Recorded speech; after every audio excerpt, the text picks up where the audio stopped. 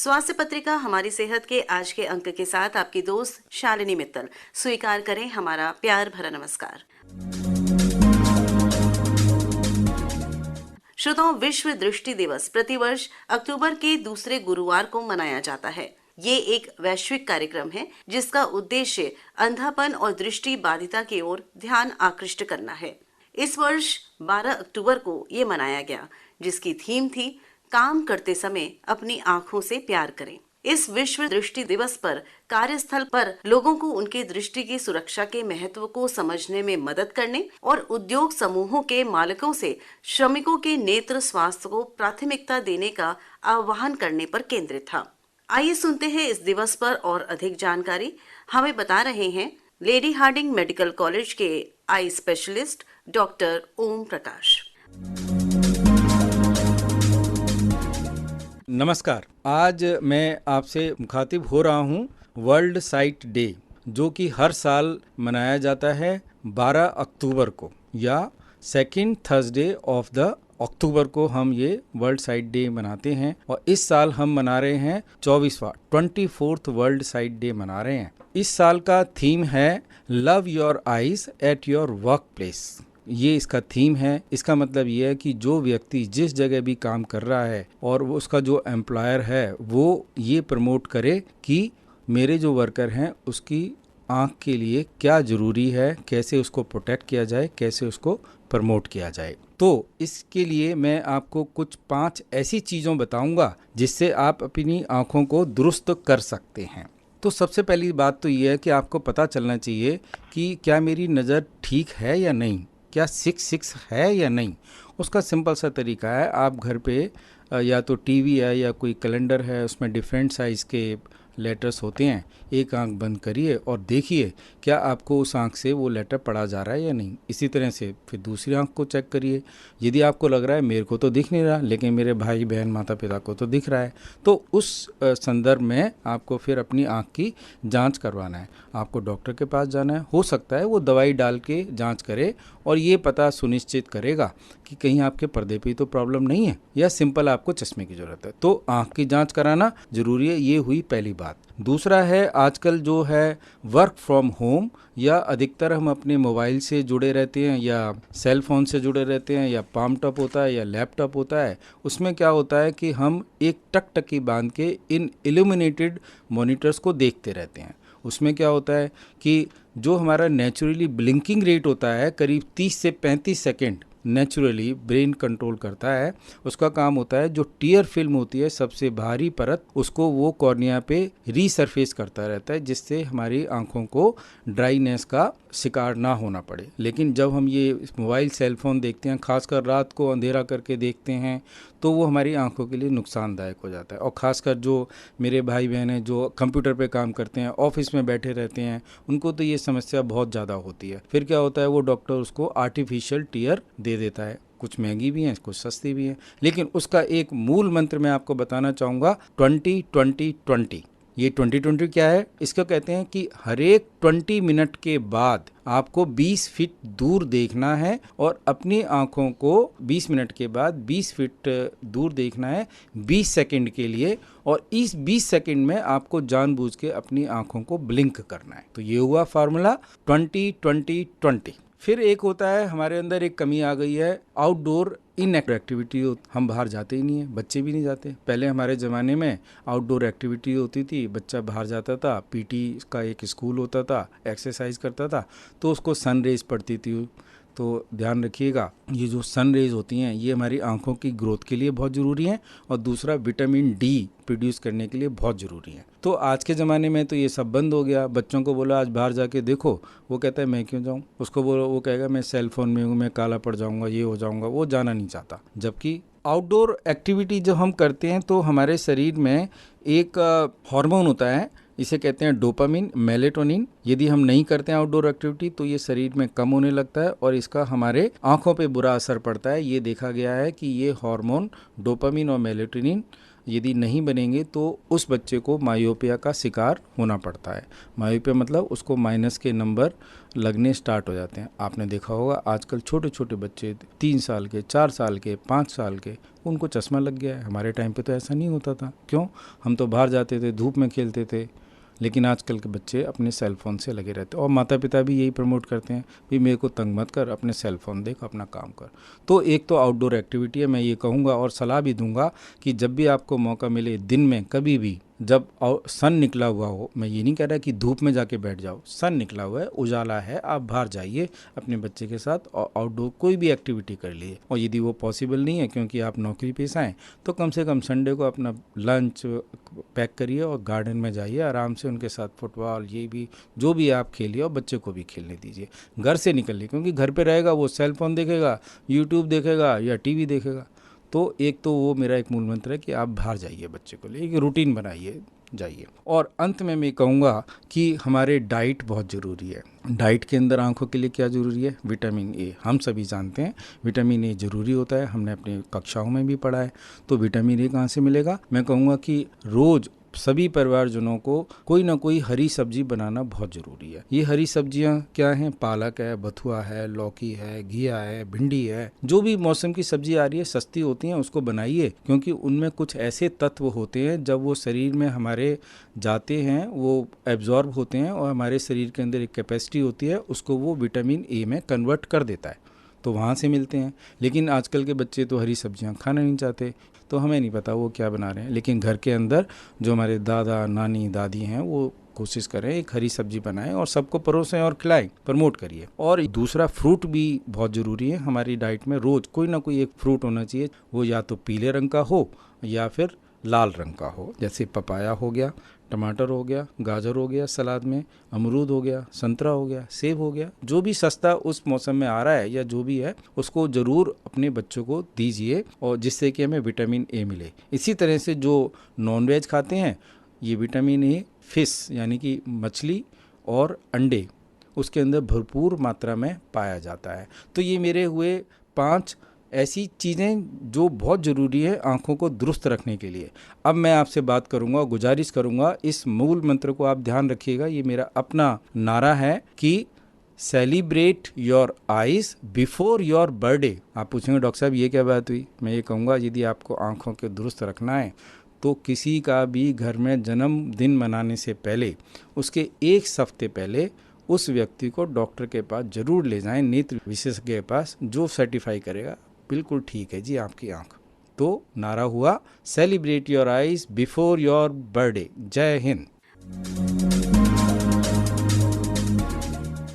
अभी आप डॉक्टर ओम प्रकाश, नेत्र विशेषज्ञ, लेडी हार्डिंग मेडिकल कॉलेज से जानकारी प्राप्त कर रहे थे विश्व दृष्टि दिवस पर। और आइए अब सुनते हैं इसी पर केंद्रित एक भेंटवार्ता, नेत्र चिकित्सा के क्षेत्र में नई तकनीक।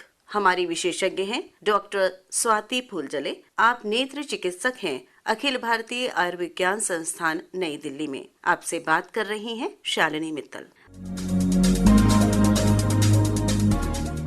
डॉक्टर साहब, हमारे स्टूडियो में आपका बहुत बहुत स्वागत है। सभी श्रोताओं को मेरा नमस्कार। डॉक्टर साहब, ऐसी कौन कौन सी बीमारियां हैं खास तौर पर आंखों की? उससे पहले मैं ये बताना चाहूंगी कि भारत कहीं पे भी नेत्र विज्ञान में दुनिया में कम नहीं है। जो सारी latest technologies world over available है, वो हमारे यहाँ भी अवेलेबल है, जो कि एक बहुत ही गर्व की बात है।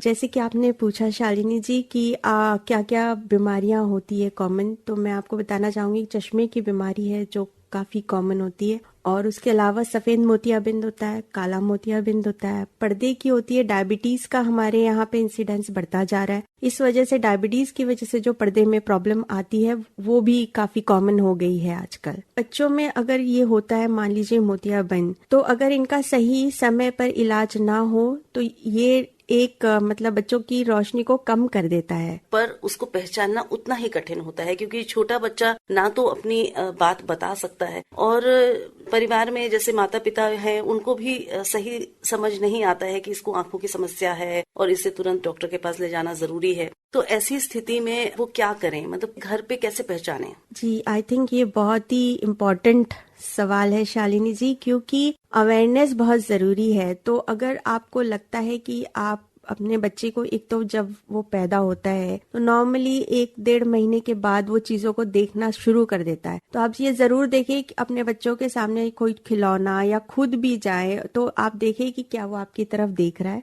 क्या वो रोशनी की तरफ देख रहा है। अगर आप कोई चीज घुमाते हैं इधर उधर तो क्या वो उसको फॉलो करता है, ये इम्पोर्टेंट है। दूसरा ये देखें कि बच्चों की आंखों में कोई सफेदी तो नहीं दिख रही है, जो बहुत जरूरी है। सफेदी कई बार मोतिया की वजह से होती है, पुतली की प्रॉब्लम की वजह से होती है, या पीछे अगर कोई ट्यूमर हो तो भी सफेदी होती है। तो इनको टाइमली इनका डायग्नोसिस करना और इनका इलाज करना बहुत जरूरी है। तो आंखों में सफेदी तो नहीं है, या आंखों में कोई तिरछापन, बहंगापन तो नहीं दिख रहा है, इसका मतलब ये है कि बच्चे को कोई प्रॉब्लम है जिसकी वजह से ये बहंगापन आया है। तो ये सारे लक्षण होते हैं बच्चों में नजर कम होने के। यानी इस तरह के कुछ अगर लक्षण दिखते हैं तो एक आई स्पेशलिस्ट के पास लेकर जाएं और उनका परीक्षण जरूर करवाएं। और जैसे डॉक्टर साहब आपने कार्यक्रम के बिल्कुल आरंभ में बोला था कि हमें गर्व है कि भारत में सभी तकनीक है, सारी जो नेत्र चिकित्सा की आज की डेट में जो लेटेस्ट टेक्नोलॉजीज हैं वो अवेलेबल हैं, सक्सेसफुली सारे ऑपरेशंस किए जा रहे हैं। तो घबराने की कोई बात नहीं है। अगर आप सही समय पर बच्चे को या अगर एडल्ट भी कोई है उसको परेशानी है, डॉक्टर के पास जाते हैं तो इलाज संभव है। स्पेशली जैसे मोतिया का इलाज पहले हम बड़ा चीरा लगा के करते थे, अब ये लेजर असिस्टेड होता है, माइक्रोस्कोप के थ्रू किया जाता है, इसलिए इसके कॉम्प्लिकेशन रेट्स भी काफी कम हो गए। तो सक्सेस रेट ऑफ सर्जरी बढ़ गया है। लेंस हमारे पास एडवांस लेंसेस है, दूर पास दोनों के। तो ये सारी हमारे पास अब ऑप्शंस अवेलेबल है जो कि पहले नहीं होते थे। और कौन कौन सी ऐसी तकनीक हैं जो अभी विकसित हुई हैं और भारत में अवेलेबल हैं, उपलब्ध है, जिससे कि इलाज किया जा सकता है? तो एक तो आपने मोतियाबिंद का बताया, और क्या ऐसा विस्तार और विकास हुआ है जिसको हम कह सकते हैं कि पहले ये नहीं होता था भारतवर्ष में और अब सफलतापूर्वक किया जा रहा है? जैसे एक मेरे दिमाग में आ रहा है कि आजकल बहुत आम है कि लोग चश्मा जो लग जाता है, आप बता रही हैं बहुत ही कॉमन है, पर उसको हटाने का एक ऑपरेशन करवा रहे हैं और बहुत ज्यादा लोग करवा रहे हैं। तो ये एक नई तकनीक है क्या? जी, ये एक नई तकनीक है। पुरानी भी तकनीक थी लेकिन उसमें उतने सक्सेसफुल नहीं होते थे। अब नई तकनीक है, लेजर असिस्टेड तकनीक है, तो रिफ्रैक्टिव सर्जरीज कहते हैं हम उसे। वो काफी सारी तकनीक आती है उसमें, कुछ लेजर से ठीक होती है, कुछ लेंस असिस्टेड होती है। तो इन सब में ये जो नई तकनीक आ गई है इसकी वजह से सक्सेस रेट इम्प्रूव हो गया है। तो पहले जो हम बड़े बड़े मोटे मोटे चश्मे लगाने पड़ते थे या लोग लगाना नहीं चाहते थे क्योंकि उनको लगता था कि हमारा मतलब कॉस्मेटिक इफेक्ट खराब हो जाएगा, तो इन तकनीकों के जरिए हम ये सारी प्रॉब्लम अब सॉल्व कर सकते हैं। यानी कि अब कॉस्मेटिक्स पे भी बात आ चुकी है, क्योंकि पहले एक जरूरत थी। ये बताइए डॉक्टर साहब, अवेयरनेस बहुत आई है, अभी आपने बताया कि लोग आ रहे हैं, पर फिर भी हम ये देखते हैं कि केसेस बढ़ रहे हैं और खासतौर पर बच्चों में तो बहुत केसेस आंखों की समस्या के बढ़ रहे हैं। इसका क्या कारण आप समझती हैं? देखिए, बच्चों में जो हम देख रहे हैं केसेस बढ़ रहे हैं वो है बच्चों में रिफ्रैक्टिव एरर होना। रिफ्रैक्टिव एरर को अगर आम भाषा में कहा जाए तो चश्मे का नंबर आना। ये ज्यादातर इसलिए हो रहा है क्योंकि पिछले कुछ सालों में ये देखा जा रहा है कि बच्चों ने बाहर खेलना कम कर दिया है, स्पेशली इन अर्बन एरिया। गाँव में तो शायद अभी भी बच्चे खेलते हैं और एक्सपोज्ड है। हमारे डिजिटल स्क्रीन का जो यूज है वो बढ़ गया है, लोग मोबाइल पे ज्यादा है, लैपटॉप टैबलेट पे ज्यादा है। इसकी वजह से बच्चों में नंबर आ रहा है और वो बढ़ता जा रहा है, जिसके लिए अवेयर होना बहुत जरूरी है। और मैं कहूंगी कि माता पिता इस बात का ध्यान रखें, जितना जरूरी हो उतना ही बच्चों को एक्सपोज कराए मोबाइल और टैबलेट से। जी, बहुत मुश्किल है जैसा आपने कहा, लेकिन हाँ, कोशिश करनी जरूरी है क्योंकि ये उनकी आंखों को भी इफेक्ट कर रहा है। डॉक्टर साहब, ये बताइए कि और कौन कौन सी ऐसी तकनीक विकसित हुई हैं जिनके बारे में आप चाहेंगे कि श्रोता जाने? जी, मैं ये बताना चाहूंगी कि जैसे पहले पर्दे की भी प्रॉब्लम काफी होती थी इंडिया में, कुछ सालों पहले इलाज नहीं हो पाता था इतना ज्यादा, पर अब वो सारा हो सकता है। पर्दों की ऑपरेशन में भी काफी तकनीकी एडवांसमेंट आया है, टेक्नोलॉजी बहुत इम्प्रूव हो गई है, सक्सेस रेट इम्प्रूव हो गया है। डायबिटीज की वजह से पर्दे खराब होते हैं, उसके लिए अब लेजर्स अवेलेबल है। लेजर के अलावा हम कहते हैं एंटी VEGF मॉलिक्यूल, जो एक ड्रग होता है। पहले आपको सिर्फ सर्जरी करवानी पड़ती थी, पर अब ये ड्रग होता है जिसको आई में इंजेक्ट कर देते हैं इंजेक्शन के द्वारा, तो उससे भी काफी कुछ प्रॉब्लम पर्दे की सॉल्व हो जाती है। फिर ROP जैसा भी है, वो भी काफी मतलब जो प्री मैच्योर बच्चों में देखा जाता है, कि हमारी जो सर्जरीज की क्वालिटी है वो बढ़ गई है, तो इन बच्चों की भी साइट कुछ हद तक बचाई जा सकती है। डॉक्टर साहब, कॉर्निया ट्रांसप्लांट, ये बहुत हम सुनते हैं कि ऑर्गन डोनेशन करना चाहिए, तो इस तकनीक में भी कुछ सुधार आया है? बहुत ज्यादा, क्योंकि आई एम ग्लैड कि आपने ये क्वेश्चन पूछा कि इतना ज्यादा सुधार आया है कि पहले जैसे एक कॉर्निया हम एक इंसान में यूज कर पाते थे क्योंकि वो फुल थिकनेस होता था। अब तकनीकी सुधार की वजह से, एडवांसमेंट की वजह से हम उसको अलग अलग 3 अलग अलग लोगों में यूज कर सकते हैं, क्योंकि अब जो फुल थिकनेस था वो पार्शियल थिकनेस हो गया, तो आगे का हिस्सा किसी और में लगाया, बीच वाला हिस्सा किसी और के लिए यूज किया। अच्छा। तो इस तरीके का भी, या पीछे का जो हिस्सा है वो किसी और में यूज करिए, इस तरीके का भी एडवांसमेंट मतलब अवेलेबल अगर है। एक आदमी डोनेट करता है आई, तो कई सारे लोगों को एटलीस्ट ज्योति मिल सकती दो है। लोगों को तो मिल ही जी। सकता है। हम लगातार डिजिटल स्क्रीन का यूज करें, जिससे टायर्डनेस बहुत हो रहा है आंखों में, ड्राइनेस हो जाता है आंखों में, तो हम एक 20-20-20 एक रूल होता है जो हम कहते हैं, तो एवरी 20 मिनट्स 20 मीटर की दूरी पे देखना है 20 सेकेंड्स के लिए, तो वो उसका पालन करें। तीसरा ये है कि अगर आपकी नज़र कम होती है किसी भी वजह से, तो प्लीज़ डॉक्टर को ज़रूर दिखाएं, उसे इग्नोर ना करें, स्पेशली अगर आपको डायबिटीज़ जैसे बीमारी है या आपकी फैमिली हिस्ट्री है काला मोतिया की, तो ये सारी बीमारियां इग्नोर ना करें, तुरंत अपने डॉक्टर से सलाह करें। नेत्र चिकित्सा के क्षेत्र में हुए विस्तार और विकास के बारे में हमारे साथ स्टूडियो में रही डॉक्टर स्वाति फूलझरे। आप एडिशनल प्रोफेसर हैं नेत्र चिकित्सा विभाग, RPI सेंटर, एम्स में। धन्यवाद देते हैं डॉक्टर साहब आपको, आप धन्यवाद। स्टूडियो में आई। धन्यवाद शालिनी जी, और धन्यवाद श्रोताओं।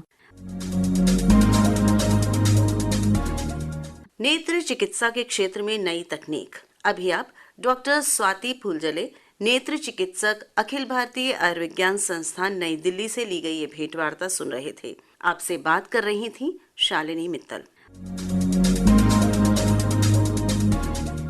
श्रोताओं, हर साल 12 अक्टूबर को गठिया की बीमारी के बारे में लोगों को जागरूक करने के लिए वर्ल्ड आर्थराइटिस डे यानी विश्व गठिया दिवस भी मनाया जाता है। गठिया की बीमारी किस तरह के लोगों के जॉइंट्स को डैमेज करती है और इसका खतरा किन लोगों को ज्यादा है, ये जानकारी दे रही हैं अखिल भारतीय आयुर्विज्ञान संस्थान नई दिल्ली के डिपार्टमेंट ऑफ र्यूमेटोलॉजी में प्रोफेसर एवं विभागाध्यक्ष डॉक्टर उमा कुमार।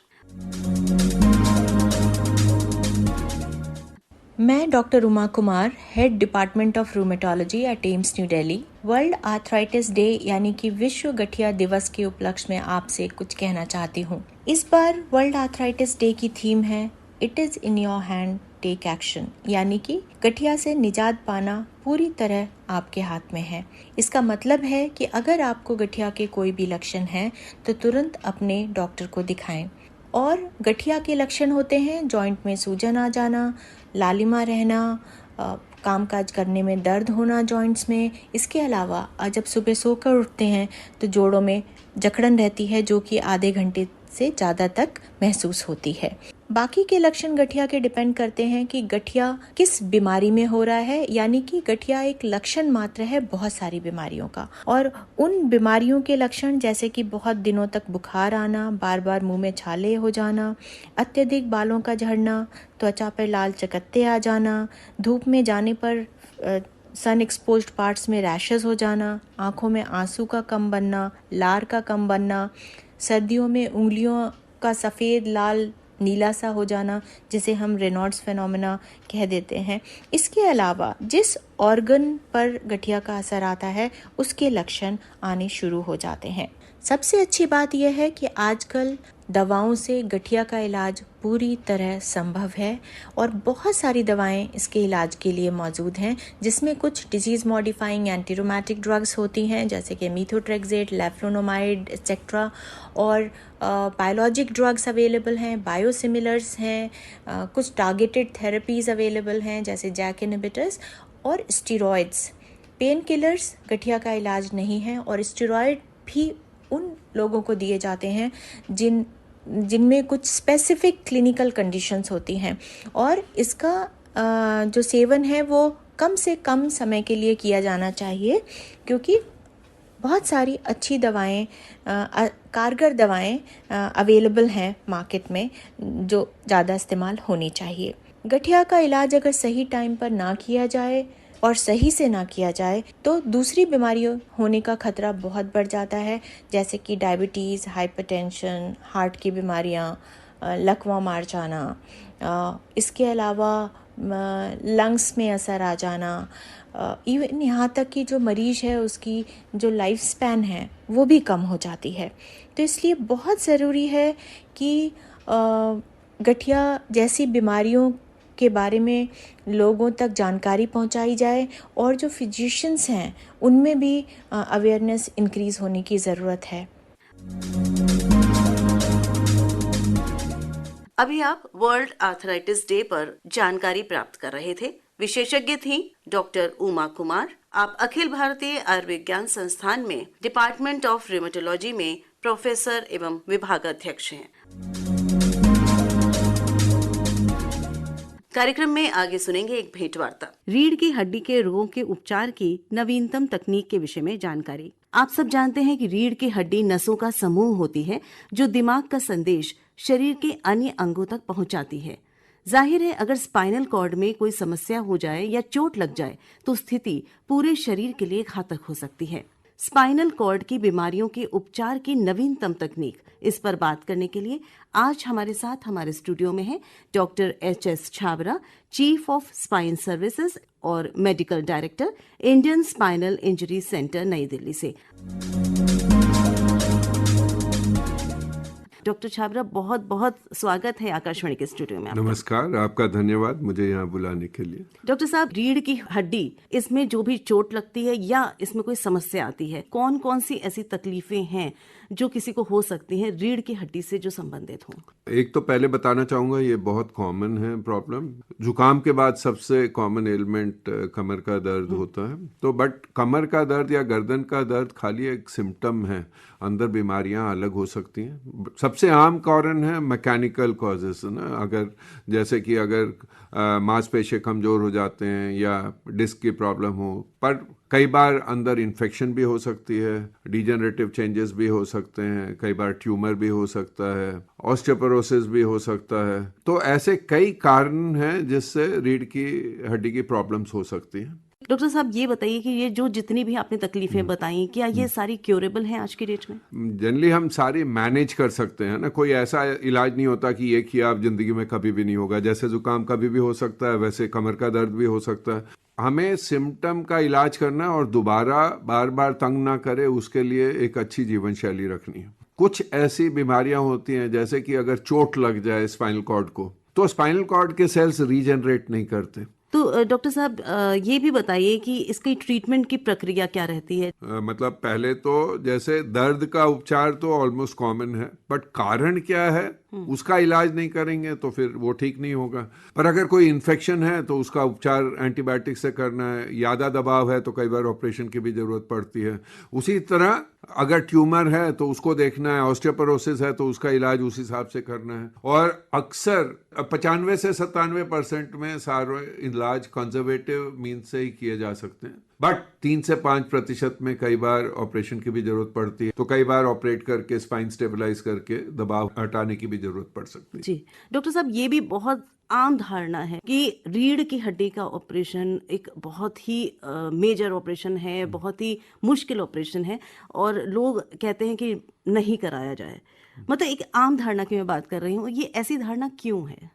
देखिए, टाइम के साथ सारे उपचार डेवलप होते हैं। एक टाइम था जब टीबी का इलाज नहीं होता था, लोग टीबी के कारण मरते थे, है ना। तो अब साइंस मेडिसिन काफ़ी डेवलप कर चुकी है। स्पाइन अपने आप में ही एक स्पेशलिटी बन गई है। पहले वो एक सुपर स्पेशलिटी थी ऑर्थोपेडिक्स या न्यूरोसर्जरी की, बट अब स्पाइन एक अलग से स्पेशलिटी है। रीढ़ की हड्डी का इलाज ठीक से किया जा सकता है अच्छे आउटकम्स के साथ। हाँ, ये मैं बताना चाहूँगा, हाँ कॉम्प्लिकेशंस हो सकती हैं 3 से 4% में, कोई बड़ी कॉम्प्लिकेशन भी हो सकती है 1-8% में। पर जब ऑपरेशन की जरूरत हो तो ना करने के दुष्परिणाम कहीं ज़्यादा हो सकते हैं ना कि करने के।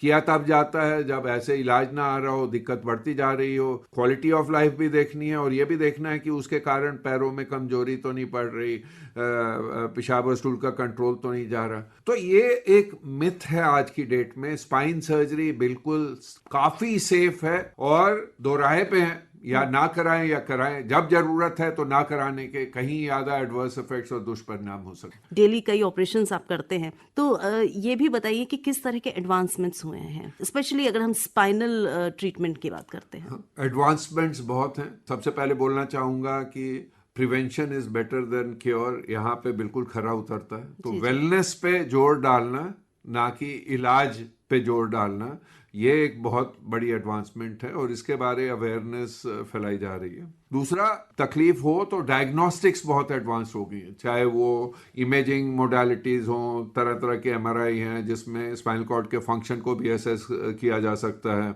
उसी तरह जैसे अगर बोन्स वीक हैं तो डेक्सा स्कैन है, पेट स्कैन है, होल बॉडी सीटी स्कैन होता है। तो एक डायग्नोस्टिक्स में भी बहुत एडवांसमेंट हो गई है। फिर कंजर्वेटिव ट्रीटमेंट के लिए भी बहुत एडवांस टेक्निक्स आ गई हैं, नई दवाइयाँ, नए तरह के उपचार, रिहैबिलिटेशन की टेक्निक्स, वो भी बहुत एडवांस कर गई। जैसे बताया 3 से 5% में अगर सर्जरी की ज़रूरत पड़े तो वो भी, उसमें भी बहुत एडवांसमेंट्स हैं। न्यूरो मॉनिटरिंग में हम सर्जरी कर सकते हैं, जिसमें जब ऑपरेशन होता है तो उस समय उसके पूरे दौरान हम स्पाइनल कॉर्ड के फंक्शन को मॉनिटर करते रहते हैं, ताकि अगर कोई भी दिक्कत आ रही हो उसी समय उसको मैनेज किया जा सके। एडवांस्ड सर्जिकल टेक्निक्स आ गई हैं। आपकी नेविगेशन टेक्नोलॉजी आ गई है, जिसमें आप जब ऑपरेट करते हैं तो ठीक डायरेक्शन में जा रहे हैं कि नहीं, आप उसको प्लान कर सकते हैं। ऑपरेशन के दौरान ही आप एक सीटी स्कैन कर सकते हैं वो आर्म से। आप रोबोटिक टेक्नोलॉजी से बिल्कुल प्रिसिजन से डाल सकते हैं। तो ऐसे बहुत सी एडवांस टेक्निक्स हैं। हाँ, जैसे कि बताया था, अगर चोट लगने से पैरालाइज हो जाते हैं स्पाइनल इंजरी से, तो उसमें भी प्री हॉस्पिटल केयर से लेके साइट पे एक्सीडेंट के क्या मैनेज करना है, एक्यूट मैनेजमेंट क्या है, comprehensive rehabilitation, physical, psychosocial, sexual, vocational rehabilitation क्या है, एडवांस टेक्निक्स हैं जैसे कि functional electrical stimulation, brain machine interface, epidural stimulation, ऐसी कई एडवांस टेक्नोलॉजीज हैं। रोबोटिक्स रिहैबिलिटेशन में भी यूज होती हैं, और कम्युनिटी में वापस लाने के लिए एडवांस्ड व्हील चेयर्स, मतलब कई डिवाइसेस जिससे पैरालाइज्ड लोग भी साधारण जिंदगी में वापस आ सके। तो अब कहते हैं कि चाहे वो स्पाइनल इंजरी भी हो तो life after a spinal cord injury can be happy, meaningful and worth living. तो ये एडवांसमेंट्स हम इस स्टेज पे ला सकते हैं। जी जी डॉक्टर साहब, ये और साथ में बताइए कि जब इस तरह की सर्जरीज होती हैं तो उसके बाद कितना समय लगता है मरीज को रिकूप होने में? अब तो जैसे हम मिनिमली इन्वेजिव स्पाइन सर्जरी करते हैं तो शाम को ही खड़ा करके चला के डे केयर की तरह सर्जरी कर सकते हैं, उसी दिन घर भी भेज सकते हैं। अच्छा, है ना। अगर हमें ज़्यादा बड़ी सर्जरी करनी पड़े ट्रेडिशनल टेक्निक से, तो ज़्यादा से ज़्यादा 3 से 4 दिनों में उनको घर भी भेज देते हैं। ठीक है। बट अगर जैसे स्पाइनल इंजरी हो तो ना खाली सर्जरी जरूरी होती है, एक कॉम्प्रिहेंसिव रिहैबिलिटेशन भी बहुत जरूरी होता है। और रिहैबिलिटेशन का प्रोसेस, अगर इंडिविजुअल पैरालाइज्ड है तो किस लेवल की इंजरी है उसके हिसाब से 6 हफ्तों से लेके 3 से 6 महीने भी लग सकते हैं वो रिहैबिलिटेशन में, ताकि हम उनको, चाहे उनमें पैरालिसिस भी हो तो उनको हम एक सक्षम जिंदगी में, साकार जिंदगी में वापस ला सकें। जी। तो बहुत सारी बातें आज हमें यहाँ समझने को मिली और बहुत सारी नई नई बातें भी हमें पता चली डॉक्टर छाबड़ा से कि स्पाइन सर्जरी में और क्या क्या नवीनतम तकनीक भारत में भी अवेलेबल हैं जिनके बारे में हमें नहीं मालूम था अब तक। तो रीढ़ की हड्डी के उपचार के नवीनतम क्या तकनीक है, इस बारे में हमें लेटेस्ट जानकारी देने के लिए डॉक्टर HS छाबड़ा, जो चीफ हैं स्पाइन सर्विसेज के और मेडिकल डायरेक्टर हैं Indian spinal injury centre New Delhi में, का बहुत बहुत शुक्रिया। आपका भी बहुत धन्यवाद, हमें मौका दिया श्रोतागणों से जुड़ने के लिए। Thank you sir. इसी के साथ आज का हमारी सेहत कार्यक्रम अब समाप्त होता है। अगर आप इस कार्यक्रम में कुछ सुनना चाहते हैं, हमें कोई संदेश भेजना चाहते हैं या हमें कोई सुझाव भेजना चाहते हैं, विषय पर कोई जानकारी चाहते हैं, तो हमें आप लिख सकते हैं। नोट कर लीजिए हमारी ईमेल आईडी। हमारी ईमेल आईडी है healthairdelhi@gmail.com। आप हमसे संपर्क करें और हम लेकर आएंगे आपके लिए नए नए कार्यक्रम। रहिए हमारे साथ, फिर मिलेंगे अगली बार। तब तक के लिए स्वीकार करिए हमारा नमस्कार।